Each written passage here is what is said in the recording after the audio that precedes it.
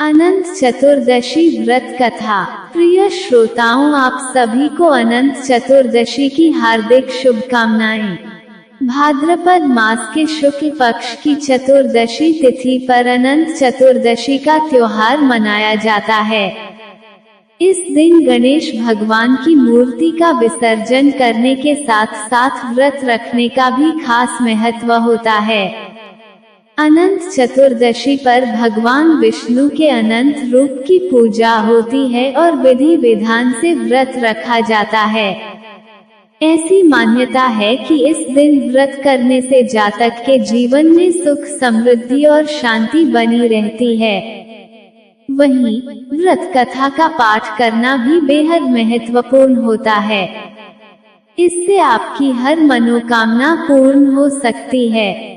महाराज युधिष्ठिर ने एक बार राजसूय यज्ञ किया था और यज्ञ मंडप का निर्माण बहुत ही सुंदर और अद्भुत तरीके से कराया गया था।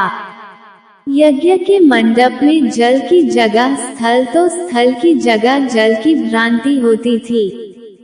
इसी के चलते दुर्योधन एक स्थल को देखकर जल कुंड में जाकर गिर गए। जब द्रौपदी ने ये देखा तो उनका उपहास करते हुए बोली कि अंधे की संतान भी अंधी होती है।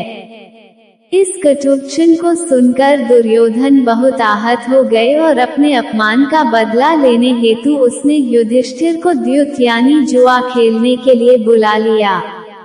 वहां छल से जीत हासिल करके पांडवों को 12 वर्ष का वनवास दे दिया। वन में रहते वक्त उन्हें अनेक प्रकार के कष्टों को सहना पड़ा।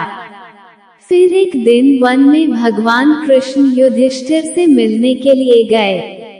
तब युधिष्ठिर ने उन्हें अपना सब हाल विस्तार से बताया और इस विपदा से निकलने का मार्ग दिखाने के लिए कहा। इसके उत्तर में भगवान कृष्ण ने युधिष्ठिर को अनंत चतुर्दशी का व्रत करने को कहा। उन्होंने व्रत के बारे में बताया कि इसे करने से खोया हुआ राज्य भी प्राप्त हो जाएगा। वार्तालाप करने के बाद कृष्ण जी युधिष्ठिर को एक कथा सुनाने लगते हैं। उन्होंने कहा, प्राचीन काल में एक ब्राह्मण था और उसकी एक सुशीला नामक कन्या थी। जब कन्या बड़ी हो गई तो ब्राह्मण ने कौंडिन्य ऋषि से उसका विवाह कर दिया। विवाह संपन्न होने के बाद कौंडिन्य ऋषि अपने आश्रम की तरफ चल लगे। मार्ग में रात होने पर वह नदी किनारे आराम करने रहे थे। तभी सुशीला के पूछने पर उन्होंने अनंत व्रत का महत्व बताया। इसके बाद सुशीला ने उसी स्थान पर व्रत का अनुष्ठान कर 14 गांठों वाला डोरा अपने हाथ में बांध लिया। इसके बाद वह अपने पति के पास आ गई। कौंडिन्य ऋषि ने सुशीला के हाथ में डोरे बंधे देखा तो उसके बारे में पूछने लगे। तभी सुशीला ने उन्हें सारी बात बता दी, लेकिन कौंडिन्य ऋषि सुशीला की बात सुनकर बिल्कुल भी प्रसन्न नहीं हुए और उसके हाथ में बंधे डोर को भी आग लगाकर जला दिया, जिससे अनंत भगवान का अपमान हुआ और इसके परिणाम स्वरूप कौंडिन्य ऋषि की सारी संपत्ति नष्ट हो गई। सुशीला ने इसके पीछे का कारण डोर का आग लगाना बताया। इसके बाद ऋषि पश्चाताप की अग्नि में जलते हुए अनंत भगवान की खोज में वन की ओर निकल गए।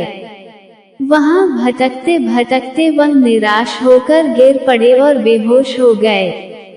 भगवान अनंत ने उन्हें तब दर्शन दिया और कहा कि मेरे अपमान के कारण ही तुम्हारी ये दशा हुई और सारी विपत्तियां आई, लेकिन अब तुम्हारे पश्चाताप से मैं प्रसन्न हूँ और अब तुम अपने आश्रम में वापस जाओ और 14 साल तक मेरे इस व्रत को विधि विधान से करो। ऐसा करने से तुम्हारे समस्त कष्ट दूर हो जाएंगे। इसके बाद कौंडिन्य ऋषि ने वैसा ही किया जैसा भगवान ने कहा था। इससे उनके सभी कष्ट दूर हो गए और उन्हें मोक्ष भी प्राप्त हो गया। युधिष्ठिर ने भी श्री कृष्ण की आज्ञा से अनंत भगवान का व्रत किया, जिससे महाभारत के युद्ध में पांडवों को जीत प्राप्त हुई। प्रिय श्रोताओं, ये थी आज की कथा। उम्मीद है आपको वीडियो पसंद आई होगी। वीडियो को लाइक, कमेंट और शेयर जरूर कीजिएगा। कल फिर मिलते हैं एक नई वीडियो के साथ।